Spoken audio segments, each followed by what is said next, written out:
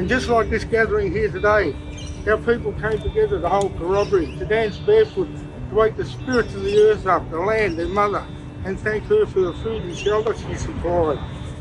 I just want to make a short statement on behalf of all of us, all the Chamber, to acknowledge that we're all shocked and saddened by the tragic events that took place at Bondi Junction in Sydney last Saturday.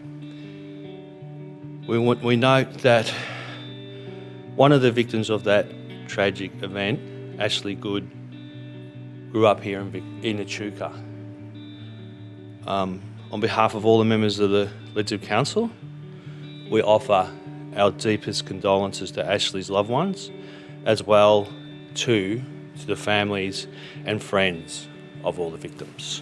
On behalf of all the Legislative Council, I really want to thank the people of Echuca, the Campaspe Shire for their warm welcome, along with all the other local governments, all the local shires and councils for their warm welcome and assistance.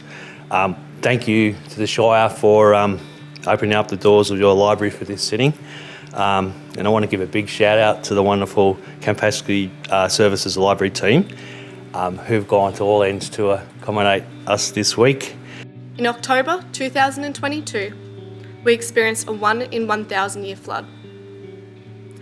8 houses in the whole town of Rochester were not inundated.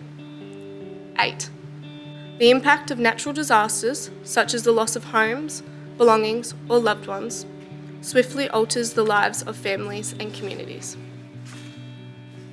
In the future of the Rochester community, I'm optimistic. And today, I encourage you to share that hope. I cherish where I live and appreciate how it fosters a sense of unity. I'm very pleased to be here today. I've been invited to speak to you as the 2023 Young Citizen of the Year for Echuca and for the Campaspe Shire. The greatest advantage of growing up in a regional area, such as the Campaspe Shire, is that you get to know the people within your community. You become familiar with the staff that serve you at the supermarket and in local restaurants. They greet you with a familiar smile, and you feel like you're part of a community, not just a customer. Having the Parliament here today and other activities over the past couple of days has ensured that all MPs have been exposed to the lasting effect of the floods and the struggle to recover that our communities still face today. I'd like to use my member statement today to acknowledge regional Victorians. Now, regions are a vital part of our great state. Our cities value our regions. They get out to our mountains, our rivers, our beaches, and get out, enjoy the space and spend money in the local areas. But of course, our regions with our world-class agriculture feed our cities, our industries, underpin our economy. It's so refreshing to be out in the regions here in Echuca, and I really thank the community for their warm welcome.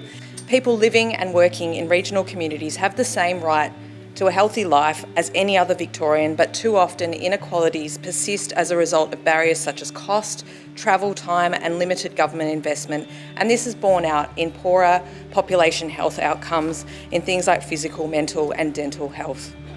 Almost 1/4 of Victorians live in the regions, and yet policies, politics and funding decisions don't always reflect that. I move that this House acknowledges the October 2022 flood event and the devastating impact that it had on communities in Victoria. So although there has been enormous tragedy and loss, I'm incredibly proud of the communities and their response to the floods. There is a lot of resilient communities. The torrential rainfall that hit Victoria in October 22 led to one of the most devastating and prolonged natural disasters seen in this state. We watched on as already brimming rivers and saturated catchments failed to contain the unprecedented volumes of rain, bursting their banks and inundating communities across the state. Following any major disaster of this scale, it's important to reflect on what happened and what can be done better. There's been a lot of rebuilding, but subsequent flooding at Christmas and January has brought many issues to the surface yet again. Natural disasters are becoming more frequent and intense, and Victoria needs to be better prepared, particularly in regional areas that face the brunt of floods and bushfires. The October floods in 2022 peaked at 94.8 metres above sea level. That's the highest on record since records began back in 1867.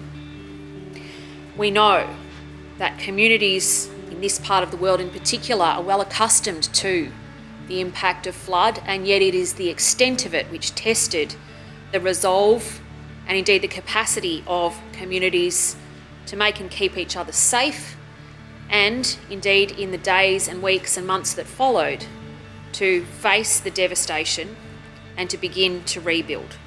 Some have left the area indefinitely, but the majority of Northern Victorians have chosen to stay and rebuild. Why? Because this is our home, where our hearts are. This is our history and our future, and we will continue to treasure this land that occasionally puts us through the ropes, but delivers much more happiness in the long run. I reckon at this point, the greatest way I can show appreciation to our fantastic Parliament team is be really brief. We appreciate everything you've done. You are fantastic.